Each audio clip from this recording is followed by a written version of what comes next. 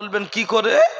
Online TV নিউজে দেখুন না, প্যালেস্তাইন টিভিতে, আপনি ইসরায়েল টিভিতে দেখুন, প্যালেস্তাইন টিভিতে দেখুন, তারা ফিলিস্তিনের মুসলমানেরা, তাদের কাছে AK-47ও নেই, কামানও নেই, কিন্তু তারা গর্তের ভিতর থেকে ছোট ছোট বন্দুক নিয়ে যখন ইসরায়েলের যুদ্ধের ট্যাঙ্কের বিরুদ্ধে বিস্ফোরণ ঘটাচ্ছে, ওই যুদ্ধের ট্যাঙ্কটার দাম কত জানেন? $35,000,000,000। $1 সমান 82 টাকা। ইসরায়েল ইহুদি বাহিনী যে ট্যাঙ্কটা ব্যবহার করছে তার দাম $35,000,000,000।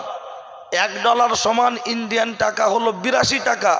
আর সেই 82 টাকা যার একটা ডলার, সেই রকম $35,000,000,000 সম্পদ যখন তাদের সামনে নিয়ে আসছে, ফিলিস্তিনের মুসলমানদের মারবে, তাদের তেমন কিছু নেই, কিন্তু গর্তের ভিতর থেকে বেরিয়ে আল্লাহু আকবার আল্লাহু আকবার ধ্বনি দিতে দিতে $35,000,000,000 সম্পদে যেই আঘাত করছে, মুহূর্তের মধ্যে সেটা চুরমার হয়ে যাচ্ছে।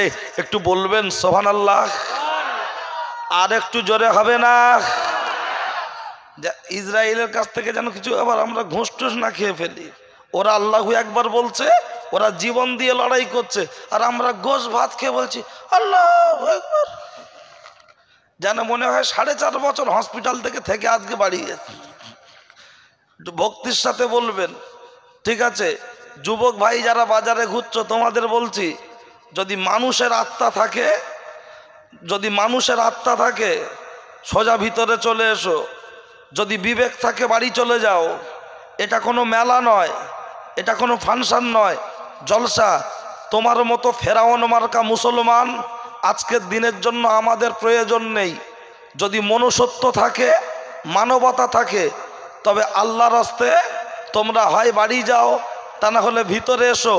রাস্তায় অযথা ভিড় করবে না, রাস্তায় ঘুরবে, আর বাড়ি গিয়ে বলবে সভা শুনতে গিয়েছিলাম, ধোলাই হবে, অসুবিধা নেই, শুধু একটু সাজিয়ে নি, কারণ আমি এইবারেই আসছি, এর পরে আর আসবো কিনা কোনো ঠিকও নেই।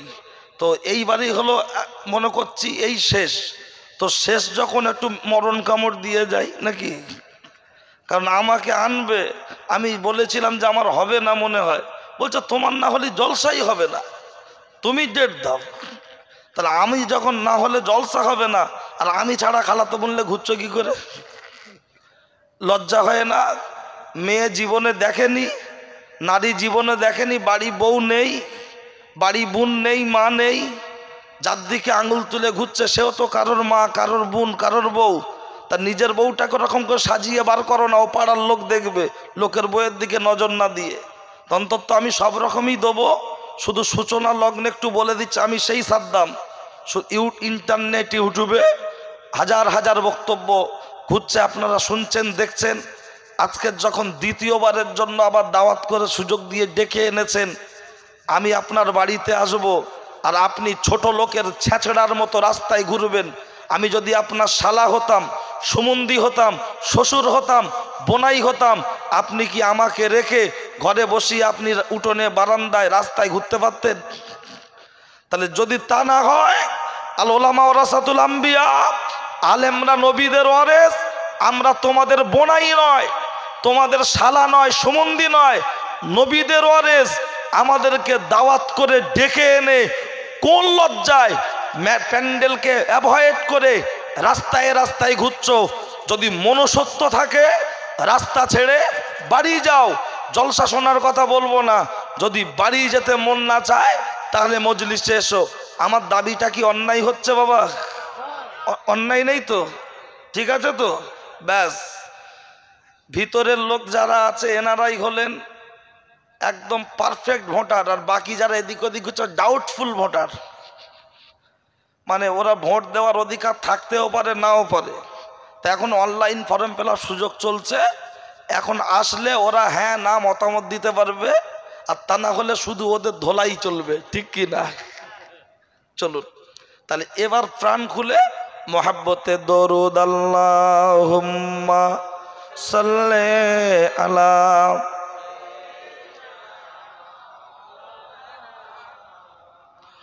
ওয়ালা আলি সাইয়্যিদিনা মাওলানা মুহাম্মদ। সকলেই বলি সাল্লাল্লাহু আলাইহি ওয়াসাল্লাম। আলহামদুলিল্লাহ আল্লাযী আনআমা আলাইনা ওয়া হাদানা ইলা দীনিল ইসলাম। আল্লাহ পাকের দরবারে লাখো শুকরিয়া।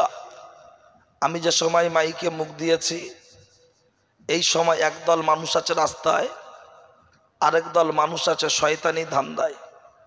কেউ আছে গাড়িতে, আবার কেউ আছে বাড়িতে, কেউ আছেন বাড়ির খাটে, কেউ আছেন কেওটালির হাটে। আমরা কিছু মানুষ বসেছি আজকের জলসার মাঠে। আমার আল্লাহ আমাদেরকে ওই সমস্ত মানুষদের মধ্যে হতে বাছাই করে ছাঁটাই করে সুস্থ শরীরে জীবিত অবস্থায় এই বেহেশতের বাগানে বসিয়েছেন। এর জন্য শুকরিয়া স্বরূপ বলি আলহামদুলিল্লাহ। তারপরে পরেই আরো শুকরিয়া যে আমার আল্লাহ আমাদেরকে বিনা দাবিতে বিনা চাওয়াতে উম্মতে মুহাম্মাদি করেছেন, সৃষ্টি জগতের মধ্যে শ্রেষ্ঠ করেছেন এবং ইমামে আজম আবু হানিফা রহমাতুল্লাহ আলাইহির মাযহাবভুক্ত ভক্ত করে এই বাৎসরিক ইসালে সওয়াবে আমাদের জীবনের কিছু সময় বসার মতো তৌফিক দান করেছেন। এর জন্য শুকরিয়া স্বরূপ আরো একবার বলি আলহামদুলিল্লাহ। তারপরে পরেই যে ব্যক্তিকে লক্ষ্য করে সৃষ্টি জগতের শুভ সূচনা, ওই ব্যক্তিটাকে বলা যেতে পারে সৃষ্টি জগতের সভাপতি, মক্কার জ্যোতি, মা আমিনার বাতি, মরুদুলাল নবী মুহাম্মদ রাসূলুল্লাহর প্রতি অসংখ্য দরুদ ও সালাম বর্ষিত হোক। সকলেই বলি সাল্লাল্লাহু আলাইহি ওয়াসাল্লাম। পর কথা, আজকে সভার যিনি সম্মানীয় নির্বাচিত নির্ধারিত মহতারাম সভাপতি সাহেব এবং বিদায়ী বক্তা সুদূর বাংলাদেশ থেকে আগত ভাইজান, এবং আমার পরপরই যিনি আসবেন মালদা জেলা থেকে আগত জনাব হযরত মাওলানা মনির উদ্দিন সাহেব। ভাই ও বাবাজি, বক্তব্য সূচনা লগ্নে বলে রাখি, আমি যত মানুষ বসে আমার বক্তব্য শুনছেন, আল্লাহ যদি রাজি থাকে আধ ঘন্টা 40 মিনিট একটু সময় লাগবে, প্যান্ডেল ভরবে, একটু রামধোলাই লাগবে। কারণ সহজে সোজা আঙুলে ঘি না উঠলে আঙুল একটু বেঁকাতে হয়। তা ভালো জাতের কচু হলে অল্প জালে সেজে, ভালো বাড়ির ছেলে মেয়ে হলে অল্প কথায় বোঝে। জ্ঞানী যারা বোঝে তারা শুধু ইশারা, রাখাল যারা বোঝে তারা লাঠিরই দ্বারা। সুতরাং আমি প্রথম সিগন্যাল দিচ্ছি, তারপরে একটু সময় দেওয়া হবে, যদি না হয় তারপরে এবার ব্রেক ফেল বলা হবে, তাতে যা আছে কপালে। তার কারণ বাচ্চা যতই ঝটপট করুক, যেদিন গ্রামে মোচরমানি হয় সবাই আনন্দ করে, টেনশন করে কে? বাচ্চাটা। এখন তো মোচরমানি মানে মিনি বিয়ে, বিশাল একটা আইটেম। তো বাচ্চাটা কাঁদছে, ও দাদু বলছে কি হলো কচি? বলছে আমার না খুব ভয় লাগছে। বলছে সামান্য একটুখানি কাটবে, পিঁপড়ের মতো লাগবে, পিঁপড়ে কামড়ালে যেমন লাগে ওতে আবার ভয় করে। কাঁদতে কাঁদতে লাস্টে বাচ্চাটা বলছে ও দাদু আমার না দিয়ে তবে তোমার হোক। বলছে দুঃসালা তাই আবার হয়? আচ্ছা বলুন, মোচরমানি দেওয়া ফরজ না ওয়াজিব? হ্যাঁ ফরজ। বাহ, এ তো দারুণ জায়গা। সুন্নত, আমরা নবীর উম্মত। আচ্ছা বাচ্চাটা যখন ভয় করে, তার অভিভাবক গার্জেন যারা ডাক্তারের সামনে বাচ্চাটাকে যখন উপস্থাপন করে, বাচ্চাটাকে এমনভাবে ধরে মনে হয় যেন কুরবানির গরু ফেলছে, ঠিক কিনা? কেটে দাও, ধরো, যেন মনে হয় ওর বাপ না, মনে হয় যেন আজকের দিনেও কষাই।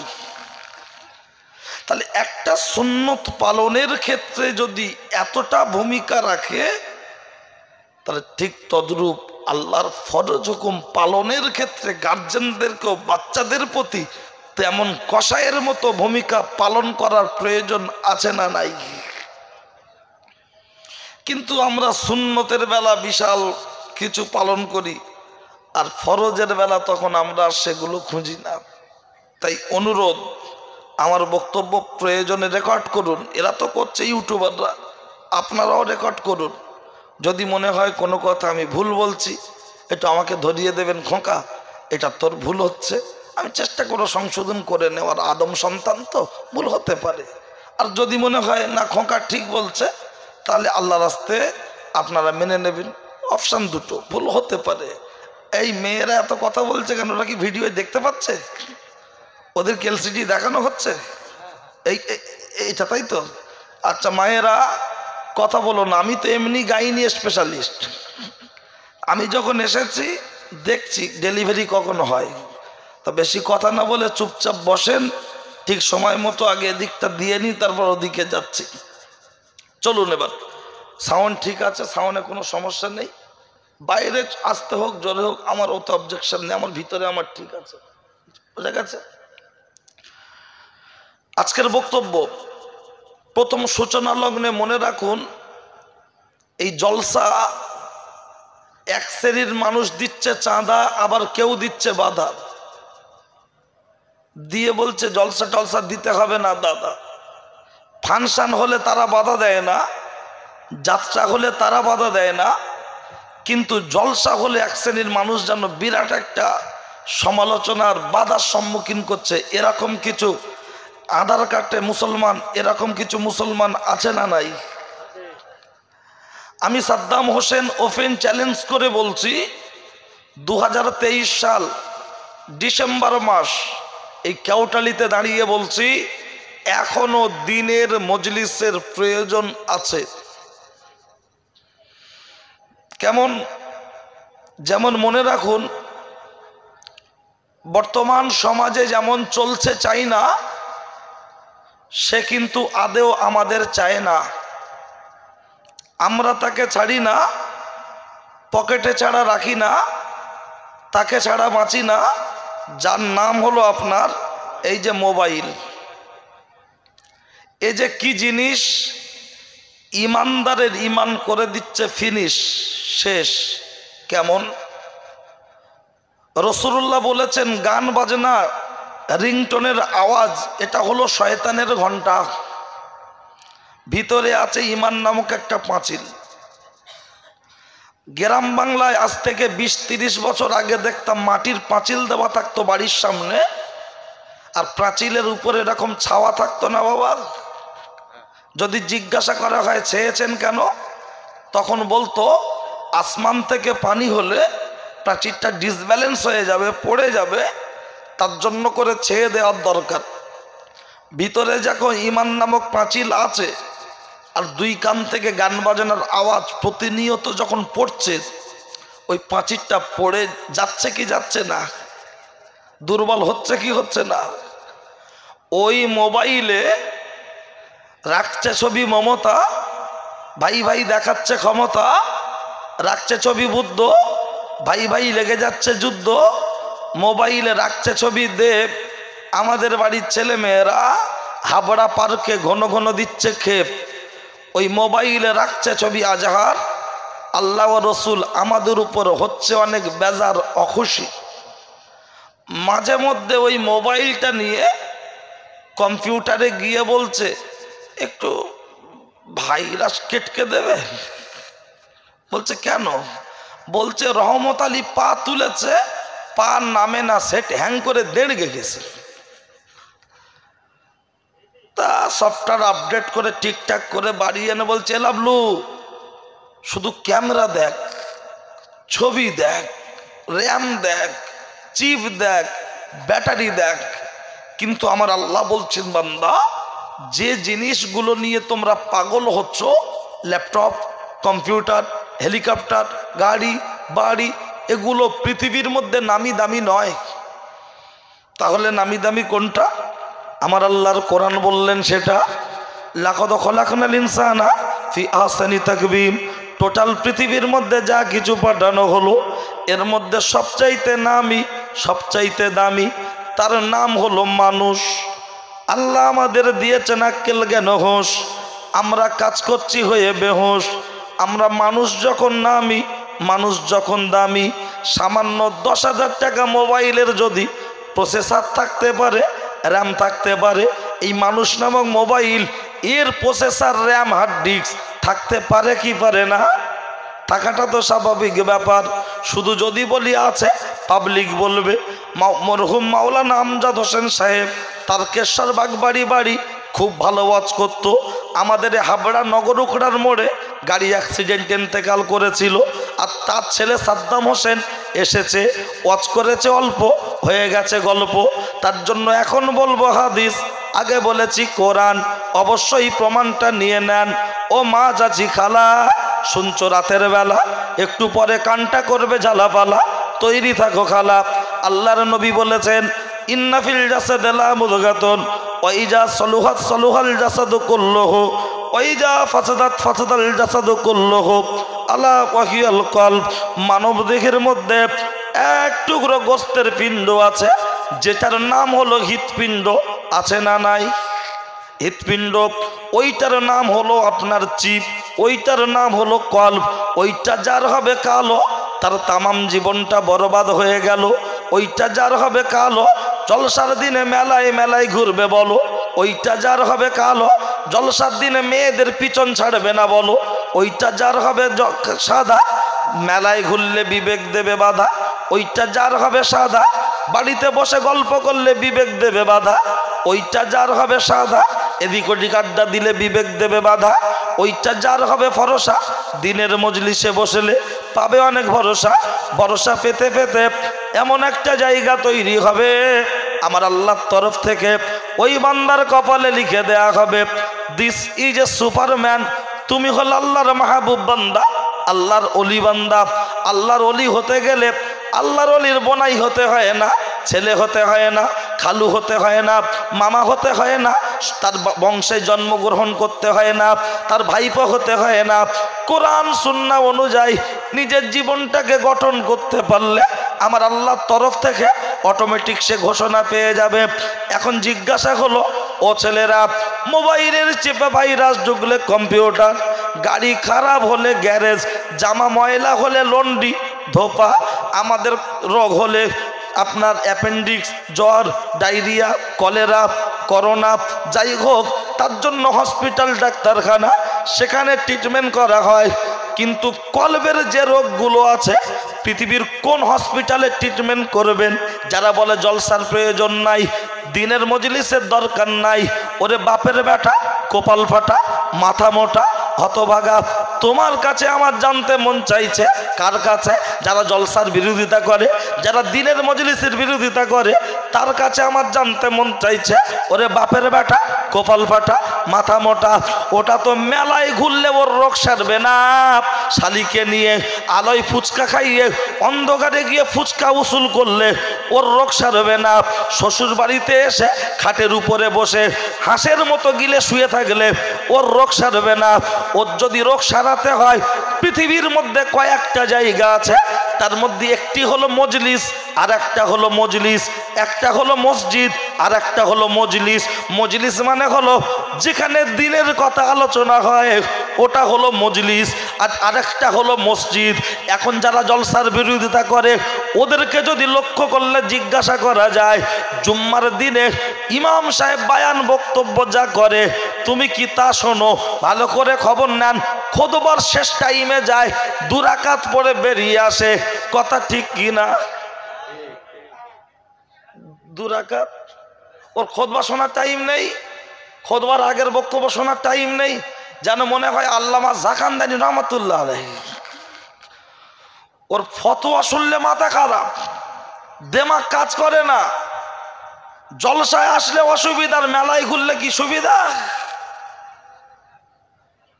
আমাদের বাড়ির ছেলেরা অথচ রীতিমতো আমি এই জায়গায় দাঁড়িয়ে এ উপস্থিত জনমণ্ডলী এখন রোগ, এই রোগের কথা বলতে গিয়ে আমি আপনার মাঝে ছোট্ট ছোট্ট করে উপস্থাপন করব। আমার বক্তব্যই কি আপনাদের অসুবিধা লাগছে? অসুবিধা নেই তো? আলহামদুলিল্লাহ। জিজ্ঞাসা করার কারণ কি জানেন? ব্যাপারটা হলো এখন সবচাইতে বড় হুজুর হলো মোবাইল হুজুর। কি লেভেল! আর এখন মাথায় টুপি আর গায়ে জামা পাঞ্জাবি গায়ে দিয়েই গান বললেও বড় হুজুর। নবিয়ানা মেম্বারগুলোতে কি সুন্দর গানের সুরে মজিয়ে দিচ্ছে, আর লোক হাততালি দিয়ে দিয়ে বলছে এই হুজুরি আওয়াজ দাওয়াত কর। এরম কেস হচ্ছে না? হচ্ছে না? তা অন্তত ওই কমিটি আর ওই মলি সাহেব ও দুজনে দাঁড় করিয়ে বিচুটি লাগানোর দরকার না? যে মানুষ না বেহুশ? আমরা তো ফাংশন দিইনি, আমরা দিচ্ছি ধর্মসভা। সেই সবাই নবিয়ানা মেম্বারে যখন গানের সুরে গজল চলবে, ওরকম হুজুর হোক, পীর সাহেব হোক, আর পীরজাদা হোক, আর মাওলানা হোক, আর বক্তা হোক, তার আচ্ছা করে একটু ধলাই দেওয়ার দরকার আছে না নাই? অন্তত আমি এবছর সব জলসায় বলছি, আজও বলছি, কাগজে লিখে রাখবেন যে হুজুর গজল বলুন যেন নাতে রসুল, হামদ এই ধরনের গজল হয়, গানের সুর না থাকে। এটা বলার প্রয়োজন আছে না নাই? মাথায় রাখবেন। সব গানের সুরে বলছে, আমিও শুনছি, দেখছি। হ্যাঁ, তার কারণ আর গানের সুরে বললে কিচ্ছু না হোক জলসা কমিটি খুব খুশি হয়। কেন বলেন তো? ওদের মাথায় ইবলিস তো ভর করে থাকে যে শালা এরা জলসা না দে, ফাংশন না দে, সভা যখন দিচ্ছে এমন একটা হুজুর এরা দাওয়াত করুক সে যেন আমাদের সুন্নতটা পালন করে দেয়। সেই দেখেন না, জেন ধরে, আমার বইয়ের জেন ধরেছে, আর বলছে এই থাকিস কোথায়? বলছে তাল গাছে। নাম কি? বলছে গৌতম। একদম দিব্য পরে আছে, বোরখা, নাম বলছে গৌতম। খাস কি? বলছে ড্রেনের পানি। কিন্তু দেখা যাচ্ছে তো আমার বউ, আসলে হুজুরের ড্রেস দেখলে হবে না, অন্তত কমসে কম যেমন জেন ভর করেছে ওই রকম ইবলিস শয়তানও মানুষের ভিতরে ধোঁকা দেওয়ার জন্য আল্লাহর কাছ থেকে চেয়ে নিয়েছিল কবে? সেই যেদিন সকল ফারিস্তাকে সেজদা দিতে বলেছিলেন, নবী আদম আলাইহিস সালামকে সামনে রেখে নূরে মুহাম্মাদিকে সবাই সেজদা দিয়েছিল, দেয়নি? ইবলিস। আল্লাহ বলেছিলেন আবা ওয়াস্তাকবারা ওয়া কানা মিনাল কাফিরিন, দূর বেরো। বললাম চলে যাব, দাবি অনেক, তার মধ্যে একটা দাবি আমি যেন আদম সন্তানকে ঠিকমতো ধোঁকা দিতে পারি। আল্লাহ বলেছিল যা, সেই ধোঁকার সুযোগটা নিয়ে আজকে ধোঁকা দিচ্ছে আমাদেরকে। সে বিষয় আমার আল্লাহ প্রকাশ্য সচেতন করেছেন, সতর্ক করেছেন। সেই বিষয় আমাদের অবগত থাকার প্রয়োজন আছে না নাই? তাহলে সুতরাং মাথায় নিয়ে ভাববেন। চলুন এবার ভাই ও বাবাজি, আজকে দুটো তিনটে অন্য কথা বলবো, আগে বক্তব্যটার মধ্যেই বলবো। একটা কথা হলো, এই মেয়েরা যে টিপ কপালে দেয়, জীবনের প্রথম টিপ পড়েছিল কে? দেব, কোয়েল, পায়েল, প্রীতি জিনটা আমাদের বড় ভাবির পছন্দ কোনটা? মুসলমানদের জন্য টিপ পরা হয়েছে হারাম, তাই পড়ছে, তার জন্য আমাদের সমাজে হচ্ছে ব্যারাম। এই টিপ পরা হলো বেশ্যাদের সিমটম, এই টিপ পরা হলো চরিত্রহীন দেহ ব্যবসায়ীদের সিমটম, তাই মুসলমান সমাজে ঢুকলো। 2 নম্বর হলো ভিআইপি লোকেদের গাড়ির সামনে একটা নীল বাতি দেওয়ার আওয়াজ হয়, পি পা টোটা টোটা। কি ব্যাপার? বলছে আমার গায়ে এলেমেলে যাচ্ছে। বলে না, তার মানে রাস্তাটা ক্লিয়ার করো। এর উৎস কোথা থেকে? তার সাথে আর একটা হলো ওই সিআইডি তদন্ত, সিবিআই তদন্ত, এর সূচনা কোথা থেকে? ভোট যে আমরা দিচ্ছি এই প্রচলনটা ঘটিয়েছেন কে? প্রশ্ন হচ্ছে 5, আল্লাহ মাথায় দেবে জান্নাতি তাজ। গোটা ভারতবর্ষের ভোট হয়েছে, নরেন্দ্র মোদী ক্ষমতায় বসেছে। গোটা পশ্চিম বাংলার ভোট হয়েছে, মমতা ব্যানার্জি ক্ষমতায় বসেছে। কিন্তু গোটা বিশ্বের মুসলমানদের ভোটটা কবে? কেউ বলবেন কিয়ামতের দিন, আর কেউ বলবেন আপনার হাসরের মাঠ না, উত্তরটা জানতে হলে একটু ধৈর্য সবরের সাথে বসতে হবে। চলুন, কি বলেছিলাম? কল্ব। এই কলবের 1 নম্বর রোগ কোনটা? হৃৎপিণ্ডের 1 নম্বর রোগ কোনটা? আমার আল্লাহর কোরআন বলছেন সেটা। আমার আল্লাহর কোরআন জানিয়ে দিয়েছেন ওয়াবিল ওয়ালিদাইনি ইহসানা, তোমরা তোমাদের বাপ মায়ের সাথে খবরদার কখনো খারাপ ব্যবহার করো না, করো না, করো না। কিন্তু দুঃখের সাথে বলতে হয় আজকে সমাজে কি সুন্দর বাড়ি করে পাঁচিলের মাথায় লিখে রেখেছে পিতা মাতার আশীর্বাদ, ওই বাড়িতে সব কিছু পাবেন বুড়ো আর বুড়িবাদ। আজকের যুগের আজকের সন্ধিক্ষণে দাঁড়িয়ে এই গ্রামে জলসা হচ্ছে, এই যতগুলো বয়স্ক বাপ চাচারা বসে আছে এই গ্রামে যাদের বাড়ি, সাইটে নিয়ে জিজ্ঞাসা করুন বাপ মাকে নাস্তা দেয়নি, টিফিন দেয়নি, আপনার রুটি খেতে দেয়নি, গোশ পরোটা খেতে দেয়নি, অথচ শ্বশুর শাশুড়িকে এনে জম্মের খাওয়ানো খাওয়াচ্ছে। এরকম বাড়ি আছে না নাই? তবে কেউটালি নেই, সব জায়গায় আছে। ও ছেলেরা, ও নওজোয়ান যুবকেরা, শুনে রেখে দেন, জেনে রেখে দেন। অথচ লক্ষ্য করলে দেখতে পাওয়া যায় ও বাড়িতে শ্বশুর খাচ্ছে, শাশুড়ি খাচ্ছে, শালা খাচ্ছে, সুমন্দি খাচ্ছে, সবাই খাচ্ছে, কোনো আপত্তি হয় না।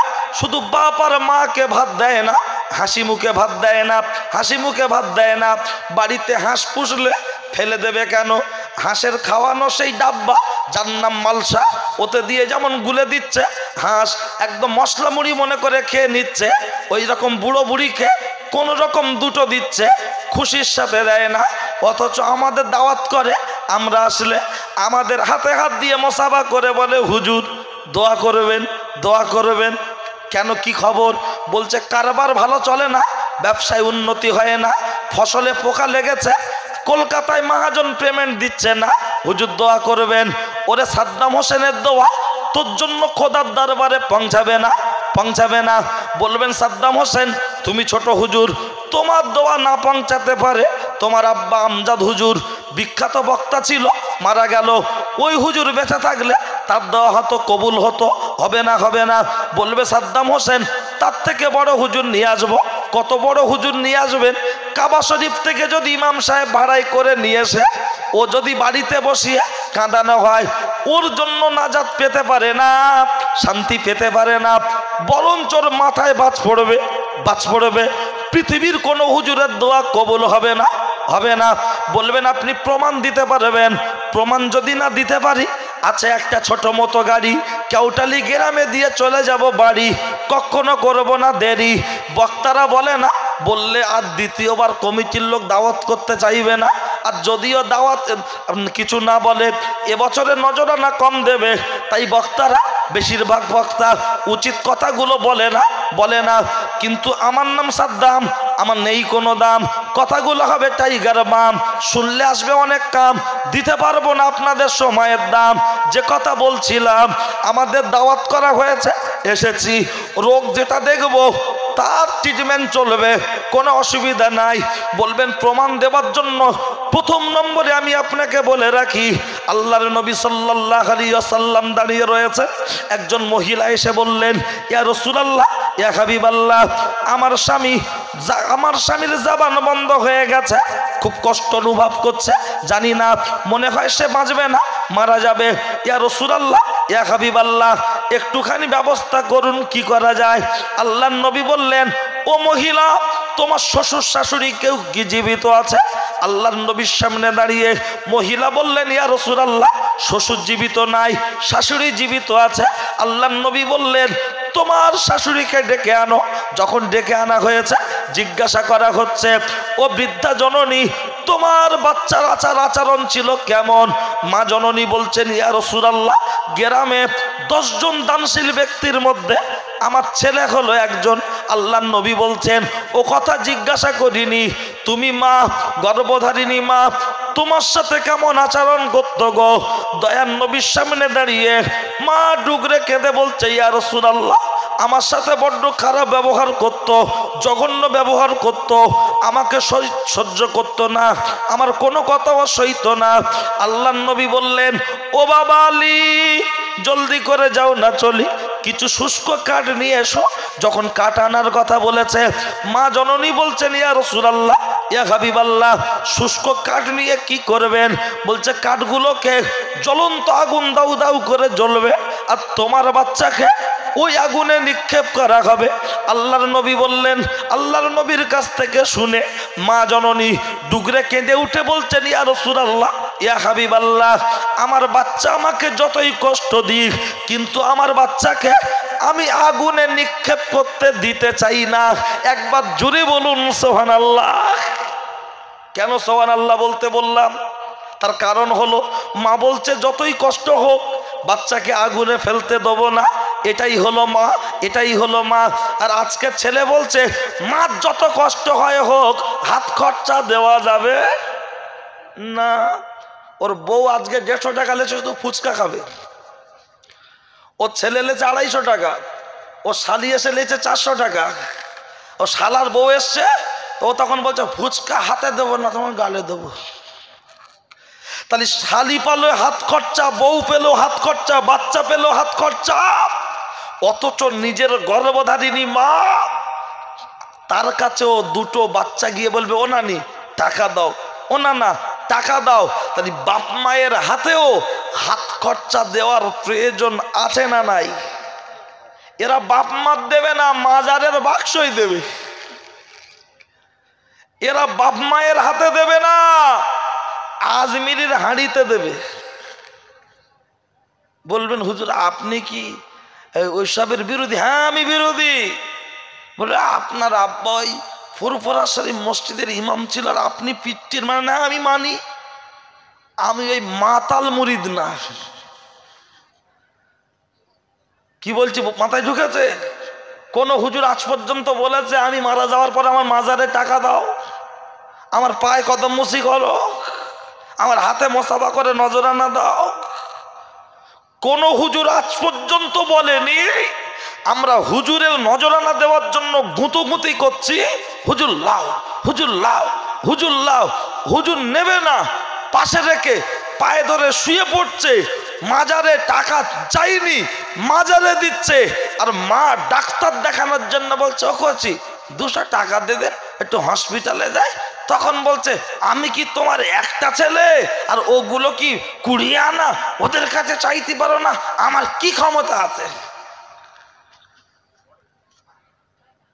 আর আমার গা বলবে একটা তাবিজ দাও, কারবারটা যেন ভালো হয়। সোরের গলায় মাদলি দিলে কাজ হয়? এই মায়েরা এত কথা বলছো কেন? বাড়ি যাও। এরা যদি এখন লোকের সামনে এই করে, মদ্দা লোকের কি করে? এতগুলো মানুষ বসে আছে, কাউকে কোনো একদম এই করছে না, চোখের ওপরে মুখের ওপরে পাশে কথা বলছে, তাহলে ওর মদ্দা লোকের পুরো ভেড়া করে রাখে না? আমি বললি একটু লাস্টের দিকে বলবো, ওসব বাপ চাচা বেশি, অন্তত ওর গা বরকটা আসুক। কারণ ওরা এখন এখানে ঢুকে আছে, আর ওদের মধ্যে কিছু মহিলার এখন মদ্দা লোকগুলো এখন দেখেন রাস্তায় রাস্তায় ঘুরছে। হ্যাঁ, তা অন্তত সেই পর্যন্ত যেতে দেন।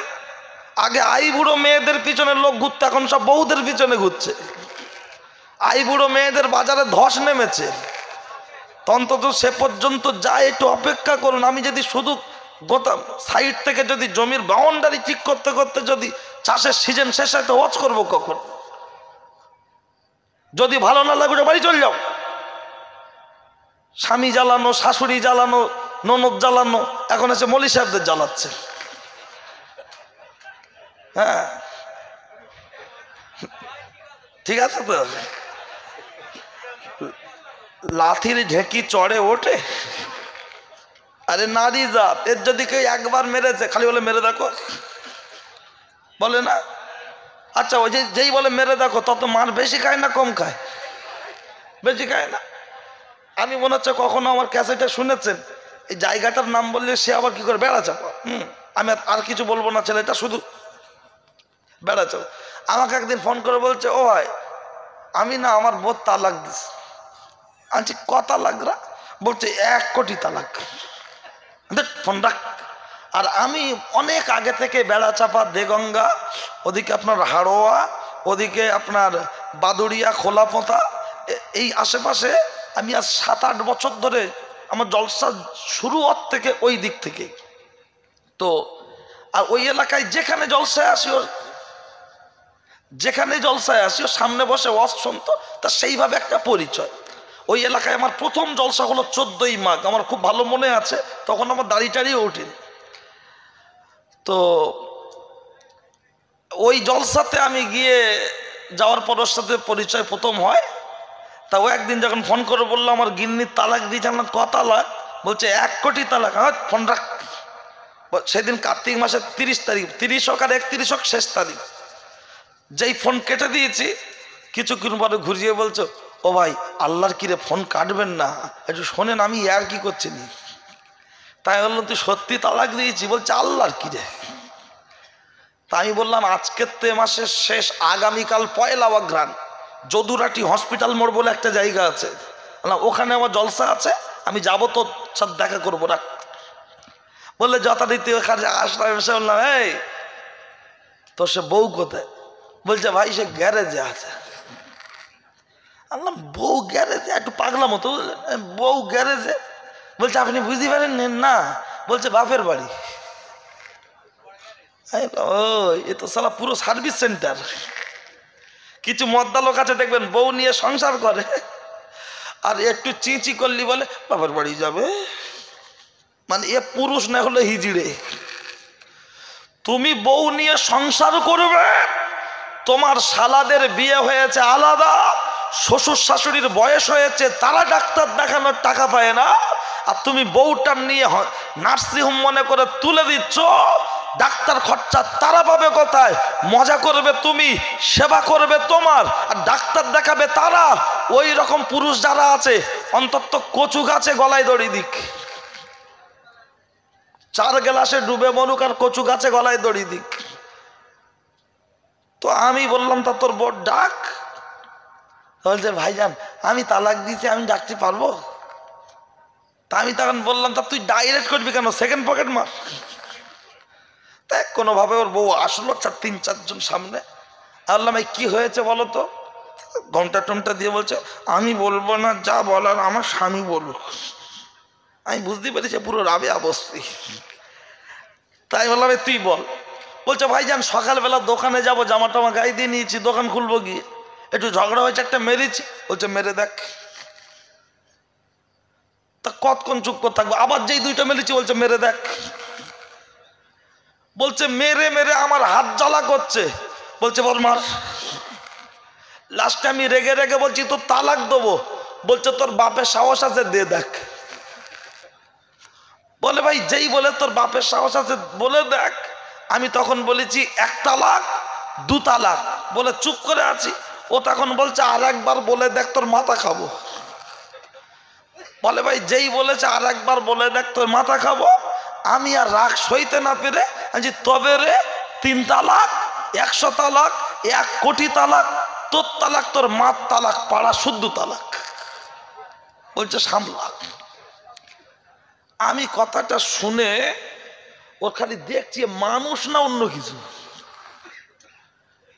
তা আমি ওর কাছ থেকে শুনে মহিলাটাকে জিজ্ঞাসা করলাম এ যা বলছে সত্য?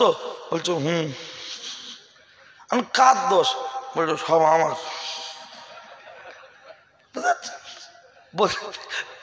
বলছে সব আমার দোষ, তাই ওর কোনো দোষ নেই। বলছে ওর একটা দোষ। কি দোষ?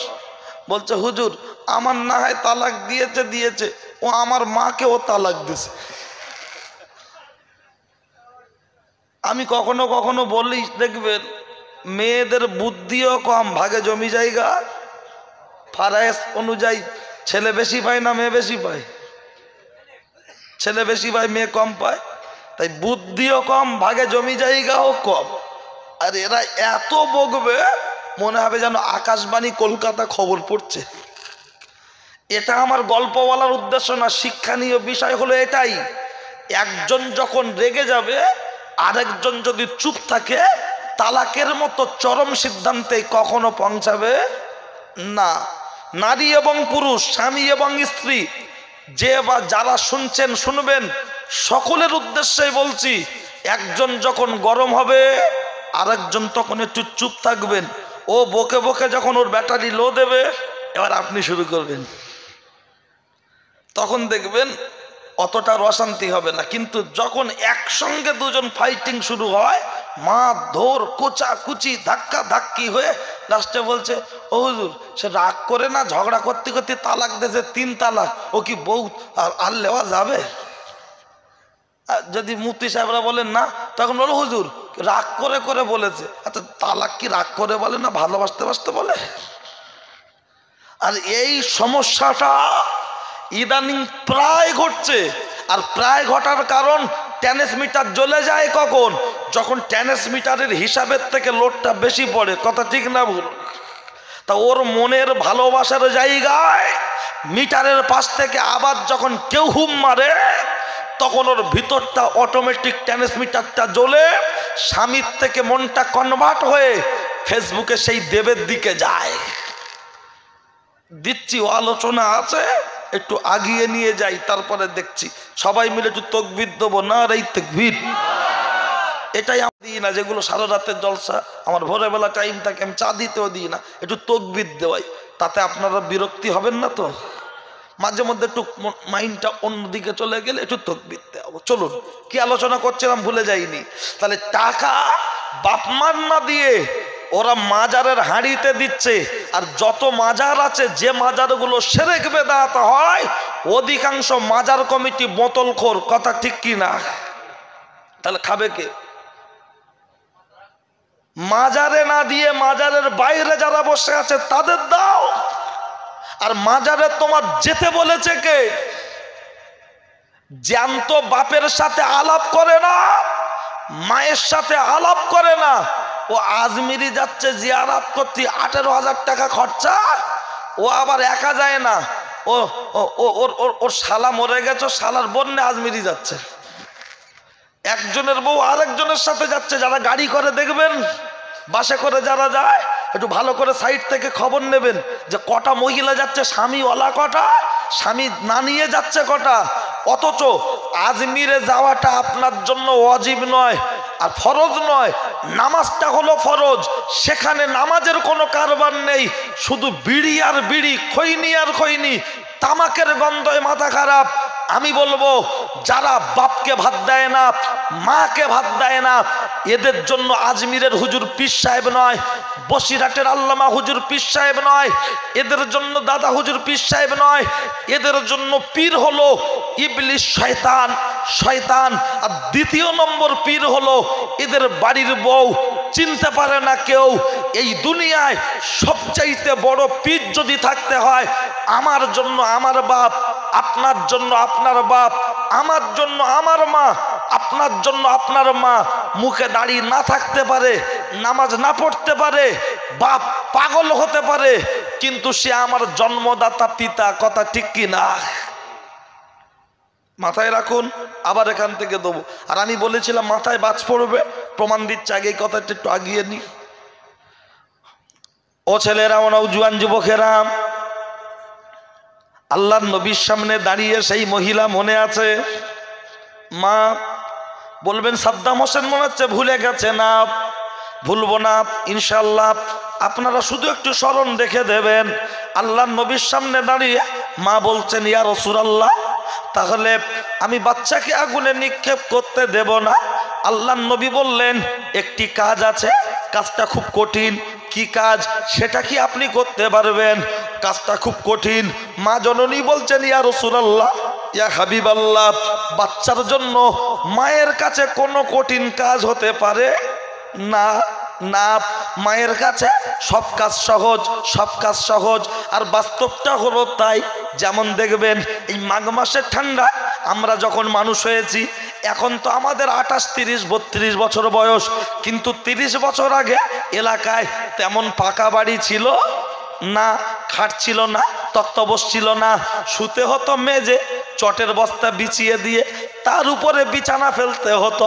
শুয়ে আছে লাদেন ডান দিকে, পেচ্ছাপ করে দিল, মা উঠে বললে পেশাব করে দিয়ে এই বাচ্চা কাঁদছে, বিড়ি খাবে না, কাঁদছে ট্যা, খৈনি খাবে না, কাঁদছে ট্যা।